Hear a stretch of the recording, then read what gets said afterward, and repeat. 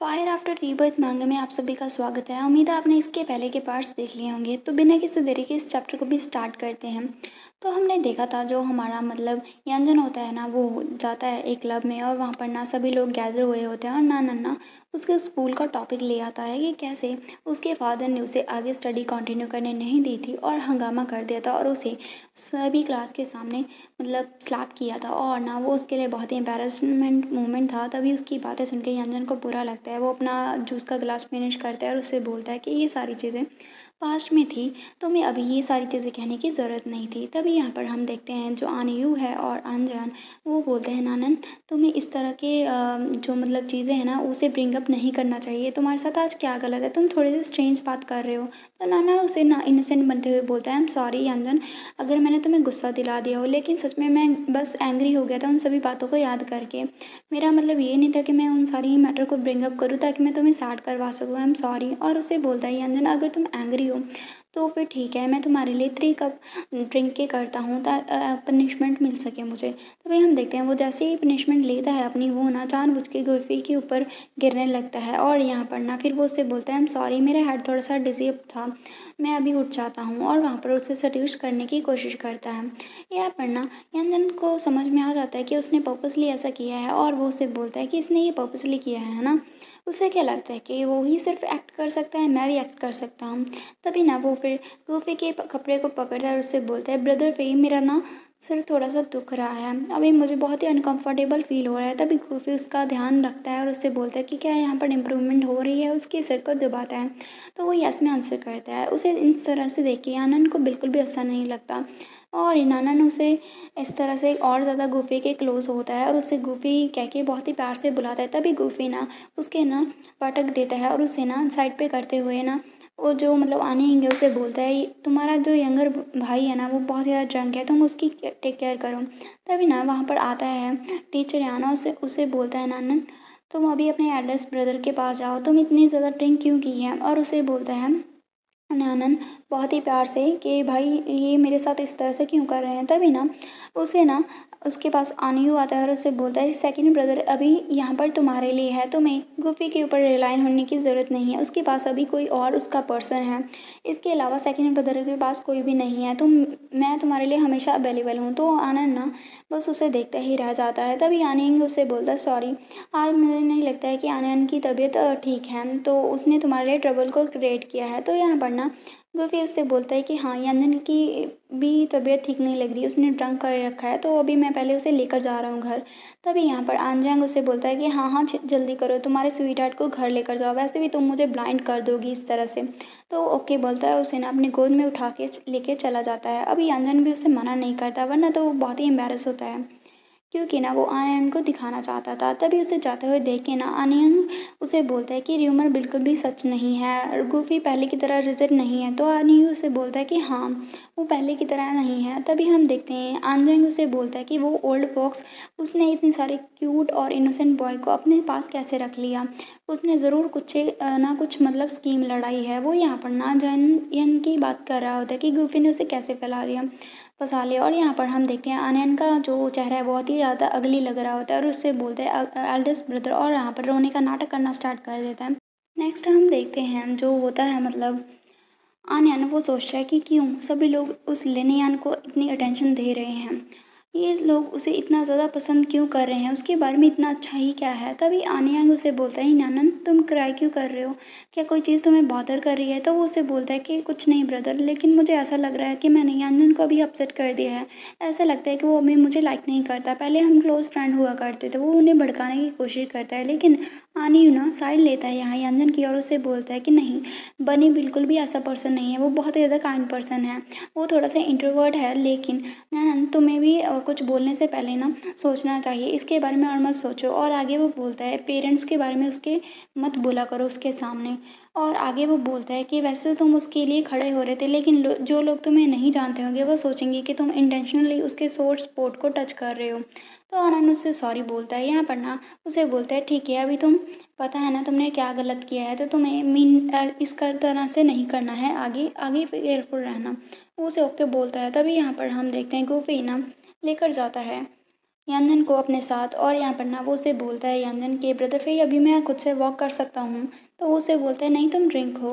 और फिर वो चुप हो जाता है और वो सोचता है कि मैं तो सिर्फ ट्राई कर रहा था आनंद को एंग्री करने का, मैं इतना का लिक्विड हैंडल कर सकता हूँ। फिर वो उसे बोलता है कि आनंद पहले क्या तुम अनहैप्पी थे, तो वो यस में आंसर करता है। और फिर वो उससे पूछता है कि क्या तुम आनंद की वजह से हैप्पी थे अनहैप्पी थे, वो यस में आंसर करता है। और यहाँ पर गोफी उससे बोलता है कि क्या उसने तुम्हें कभी बुली किया है, तो वो उसे बोलता है कि नहीं उसने बुली नहीं किया था, बस उसने जो पर्सन मुझे पसंद थे, जिसकी मैं केयर करता था, वो उन्होंने मुझे उससे चुरा लिया है। अभी हमेशा ही ऐसा होता है, जिस पर्सन को मैं पसंद करता हूँ वो आनंद उसके पास चले जाते हैं।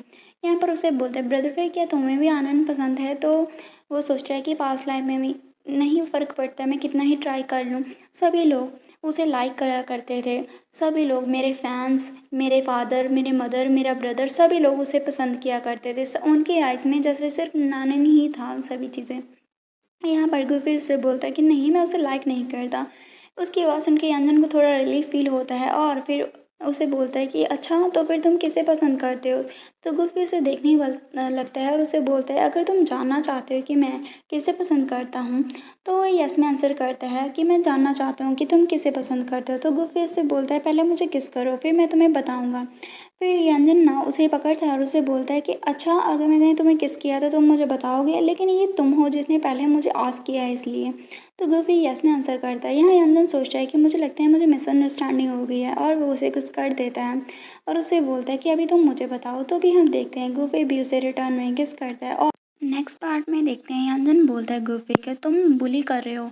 और फिर वो सोचता है कि उसने कहा था कि मुझे किस करना है, लेकिन उसने इतने लंबे टाइम तक मुझे किस किया, मैं तो ऑलमोस्ट मुझे ब्रीथ ही नहीं आ रही थी, ब्रीथलेस हो गया था मैं। तभी गुफी उससे बोलते हैं कि क्या तुम्हें अभी आंसर पता चल गया? तो यंजन उससे बोलता है क्या?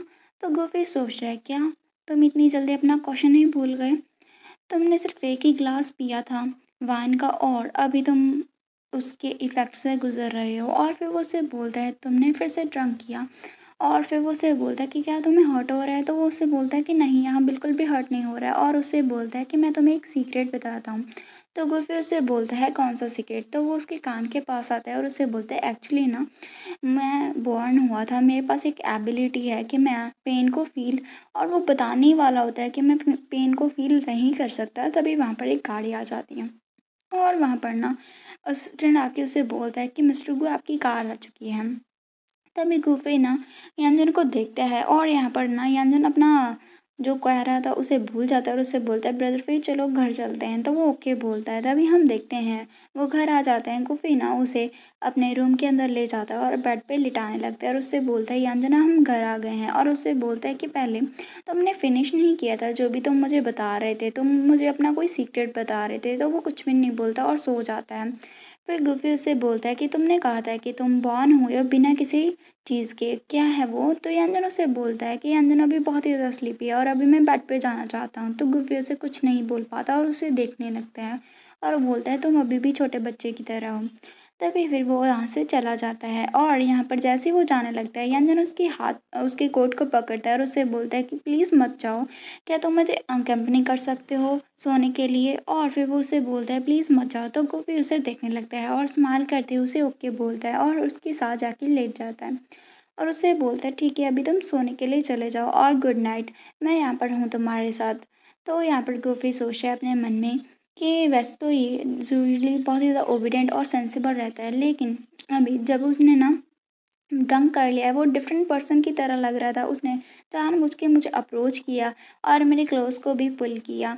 और जब मतलब अन यहाँ पर आया था, ये तब की बात कर रहा होता है। यहाँ पर वो सोचता है कि तुमने पहली बार इनिशिएटिव लिया है मेरे क्लोज़ होने का, और उसे देखता रहता है और अपने ख़्यालों में सो जाता है और उसे बोलता है कि तुम जेलस थे, है ना? तुम मुझे लाइक करते हो, ये सच है। और यहाँ पर ना कन्फर्म हो जाता है। तभी हम देखते हैं यहाँ पर थोड़ी टाइम बाद जो गुफी है वो फ़ोन पे होता है और बोलता है कि क्या मैटर हुआ है। तो यहाँ पर ना उसका असिस्टेंट उससे बोलता है मिस्टर गु, जो डीएनए टेस्ट का रिज़ल्ट आपने मुझे बोला था ना वो आ गया है और मैंने करा ही आपको भेज दिया था। और उसे बोलता है कि जो पेरेंट और चाइल्ड का ब्लड ग्रुप मतलब ब्लड रिलेशन है वो कोई भी नहीं आया है और वो बायोलॉजिकल रिलेटेड नहीं है। तो उसकी बात सुन के गुफी उसे बोलता है ठीक है मैं समझ गया। मतलब यहाँ पर प्रूव हो जाता है ये यंजन है उसका उन लोगों से कोई रिश्ता नहीं है, वो बायोलॉजिकल रिलेटेड नहीं है। और यहाँ पर गुफी सोचता है कि यंजन के लिए पेरेंट्स जो कि बायोलॉजिकल रिलेटेड नहीं हैं वो अच्छी बात है। और यहाँ पर वो उसे बोलता है ठीक है तो मुझे एक और चीज़ हेल्प करना चेक करने के लिए। तभी अंजन उठ जाता है और उसे बोलता है मेरा हेड बहुत ही हर्ट हो रहा है। तभी गोofy उसे बोलता है कि तुम उठ गए। चलो फिर वो अपने मन में सोचता है कि अभी मैं वेट करता हूँ जब तक तुम्हारे बायोलॉजिकल पेरेंट्स का पता नहीं चलता और यहाँ पर मैं तुम्हारे साथ हूँ और मैं तुम्हें तब तक नहीं बताऊँगा। अभी ना वो उसे थोड़ा सा क्वेक्स करता है और उसे बोलता है कि वरना ये खाली जॉय होगा अगर तुम्हें तुम्हारे बायोलॉजिकल पेरेंट्स का नहीं पता चला। तभी ना यंजन उसे देखता है और उसकी आंखें पूरी तरह खुल जाती है और उससे बोलता है ब्रदर फेई तुम मेरे रूम में क्या कर रहे हो। तो गुफी उससे बोलता है कि क्या तुम्हें नहीं पता कल रात क्या क्या हुआ था। तो यंजन उसे देखता है और बोलता है कल रात क्या हुआ था। मुझे तो सिर्फ इतना याद है कि मुझे बहुत ही बुरा फील हो रहा था, मैंने अल्कोहल ड्रंक कर लिया था। मैंने आनंद को देखा जो कि गुफी की शोल्डर पर सर रख रहा था ड्रंक होने के बाद। तो मैंने डेलिबरेटली उसे बोला था गुफी से कि मैं अनकंफर्टेबल कर रहा हूँ और ब्रदर फे ने मुझे हक किया था सभी के सामने। और फिर वो सोचते कि उसके बाद की कोई मेमोरी मेरे पास नहीं है और उसे बोलता है कि आई एम सॉरी, मैं ना कल बहुत ही ज़्यादा ड्रंक था तो मुझे कुछ भी याद नहीं है। और यहाँ पर वो सोचता है कि मैं बहुत सारे मतलब ड्रिंक करता रहता था पार्टीज़ में। और अभी मैं पिछली लास्ट पार्टी मतलब पास्ट लाइफ की बात कर रहा होता है जब वो मतलब सेलिब्रिटी था। और सोचता है कि मैंने ऑलरेडी बहुत ही ज़्यादा मतलब टॉलरेंस कर लिया था अल्कोहल के अगेंस्ट। और यहाँ पर वो सोचता है कि मैं कल रात इतनी चीज़ कैसे भूल सकता हूँ। और यहाँ पर ना फिर वो उससे बोलता है कि ब्रदर फे और उसे देखने लगता है और उसे बोलता है कि क्या मैंने तुम्हें कुछ स्ट्रेंज था तो नहीं पूछा ना, कल रात में ड्रंक था इसीलिए। तो गुफी उसके पास जाता है और उससे बोलता है कि यंजन तुम्हें क्या लगता है कि तुमने क्या पूछा हो सकता है। तो वो उससे बोलता है कि मुझे नहीं याद। और फिर वो सोचता है कि ओ नो मैंने ज़रूर कुछ तो किया है। तो गुफी उससे बोलता है तुम चिंता मत करो, ड्रिंक होने के बाद तुम सीधा सोने के लिए आ गए थे और तुमने कुछ भी नहीं बोला। तो यंजन उससे बोलता है कि क्या सच में। यहाँ पर ना यंजन सोचता है फिर तुम मेरे लिप्स को टच क्यों कर रहे हो। तो गुफी उससे बोलता है यंजन क्या तुम्हें कुछ याद आया कल तुमने क्या किया था। क्योंकि यंजन के एक्सप्रेशन कुछ अजीब थे तो वो उसे नो बोलता है और उससे बोलता है मैं अभी वॉशअप करने के लिए जा रहा हूँ। कोई पीछे से ना जानबूझ के डेविल से स्माइल देता है और यहाँ पर शायद यंजन को याद आ जाता है। एंड इसके साथ हमारा चैप्टर फिनिश होता है।